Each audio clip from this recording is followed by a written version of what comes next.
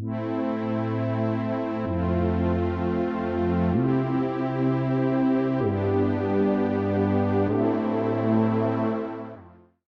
几十年前的朝鲜战场上，美苏两国都绞尽脑汁想获得对方战斗机的样本进行研究。不得不说，美国空军是幸运的，因为在朝鲜战争结束2个月后的1953年9月21日，韩国金浦空军基地的一些飞行员正在第4战斗截击机大队的情报资料室观看照相胶卷，突然有人大声叫起来：“一架米格战斗机刚刚降落！”一架米格战斗机刚刚降落，于是飞行员们纷纷冲出门外，跑向机场南边的跑道，争取观看敌军著名的战斗机和他的飞行员。一架米格15战斗机停在那里，位于10架全副武装、整装待发的 F-86战斗机中间。飞行员正是朝鲜空军的卢金熙中尉，他的叛逃使美国空军获得了梦寐以求的试飞米格15，并与 F-86进行全面对比的机会。这名飞行员最后获得了10万美元的奖赏。他驾驶的米格15目前被保存在俄亥俄州戴顿美国空军博物馆。今天我们就聊聊在朝鲜战场上一贯将米格15当成劲敌的北美 F-86佩刀战斗机。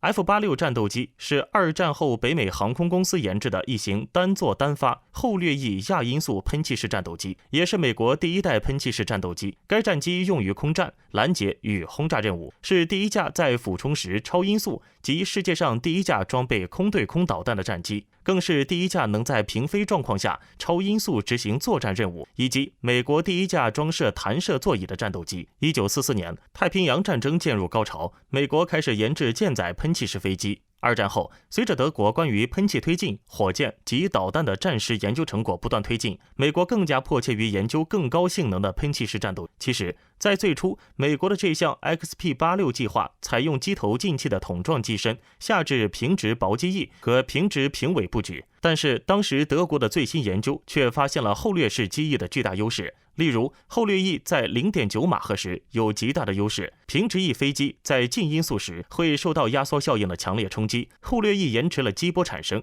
并且在超音速时产生的激波强度比平直翼小得多，使得高速操控性能较好。尽管德国这些研究仅仅停留在理论上，但却让想办法致力于提高喷气战斗机性能的美国工程师们有了研究的思路和方向。经过几番折腾后，美国工程师们将德国人停留在理论上的研究变成了现实，佩刀诞生了。相较于第1代的美国喷气式战斗机中的 P-80 流星和 P-84 雷电等机型，佩刀的重要进步在于它的机翼呈35度后掠，可以使飞机突破音障，实现超音速飞行。F-86 在高速下仍有较好的操控性，佩刀的诞生使得喷气式战斗机的研制取得了重要进步。可以说，佩刀战斗机开启了后掠翼超音速战机的新篇章。F-86 战斗机具有低安装的后掠翼、前3点式起落架，发动机进气口位于机头，战斗机类型的气泡状座舱盖采用后掠尾翼及低安装的水平尾翼。为了弥补后掠翼的低速缺陷，北美的工程师在机翼前缘安装了自动凤翼，凤翼完全自动控制，根据所受气动力打开或者关闭。当凤翼向前滑动打开时，可以加速流经机翼上表面的气流速度，得以增加升力并减小失速速度。在高速时，凤翼自动关闭，将阻力减到最小。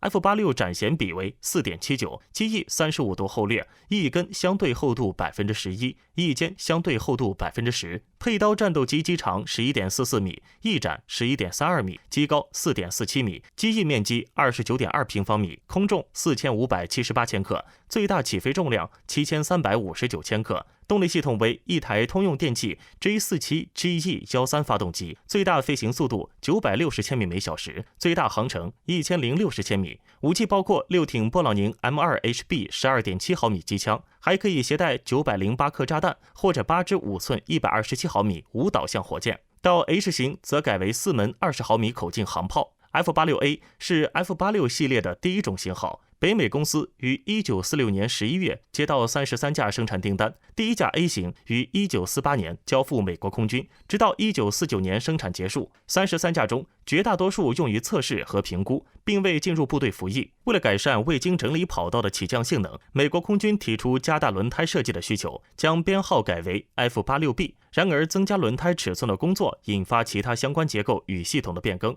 使得设计工作愈加复杂。等到高压力轮胎与新的刹车系统成熟之后，这一项变更需求反而不再适用。北美公司建议将之前190架 F86B 订单拆分为188架 A 型与2架 C 型。经过美国空军同意之后， F86B 项目正式废止。20世纪40年代末，美国政府首次面对被苏联战略轰炸机直接攻击本土的局面，开始了一个庞大的防空发展计划。在此背景下， F86 的重大改进型即 F86D 诞生了，绰号军刀猛犬。F86D 是第一种单座的全天候截击机，由高度自动化的雷达引导截击系统提供全天候操作能力，搭载具备后燃气的 G47 GE17涡轮喷射发动机，并且具备微电脑控制的燃料分配系统。这套系统当飞行员推动飞行杆时，由微电脑根据气量、发动机与后燃气的运作状况来决定供给多少燃料，避免造成无谓的浪费。F86D 的机鼻也安装一具 AN/APG36 雷达，为了空出雷达装设空间，原先的机手进气口下移，改变为类似 F16 的下颚式进气。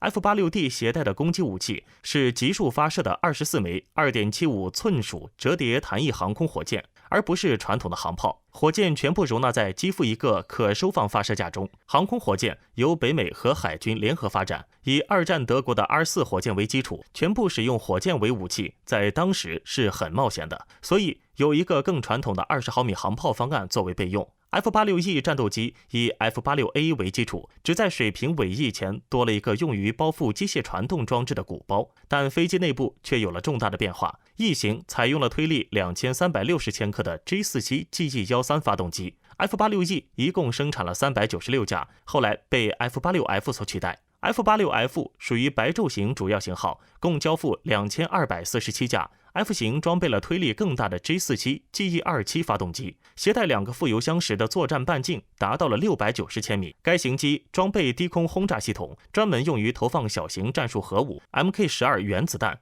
F86F 战斗机曾是阿莫斯将军的座驾，也是他体验过的佩刀系列的第一款机型。F86F 战斗机使用了推力更大的 G47 GE27发动机，这使得佩刀战斗机的性能得到了进一步的提升。全新改进的全动平尾和全液压不可逆飞行控制系统，使得飞机在跨音速飞行的过程中，依旧能够得到飞行员轻便而又精确的控制。F86F 身形灵活，能飞到 1.524 万米的高空，是一款非常适合在白昼缠斗的飞机，但同样也需要消耗大量的燃料。20世纪50年代，具有轻便而又易操控特点的 F86F 使得空军飞行员的技巧性有了显著提高。除美国空军外，加拿大、希腊、意大利、西班牙等一些其他国家也使用 F86F 进行特技飞行表演。F86H 是一种专门的战斗轰炸机，一共建造了473架，配备有低空轰炸系统，安装了4门20毫米机炮，并具备携带核武器的能力。上世纪50年代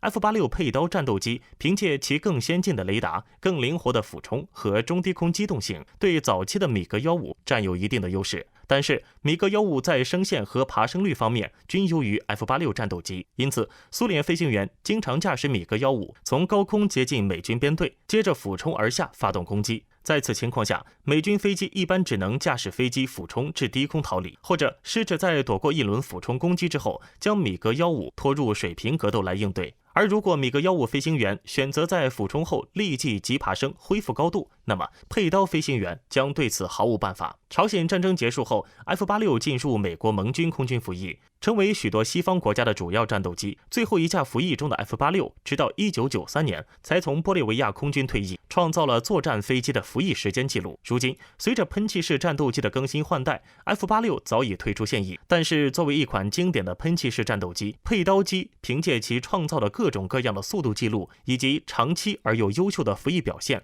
确立了它在战斗机历史上的地位。本期的视频就到这里了，请持续关注我们，既可以收看最新视频，又能浏览往期的精彩。欢迎在评论区留言，我们下期再见。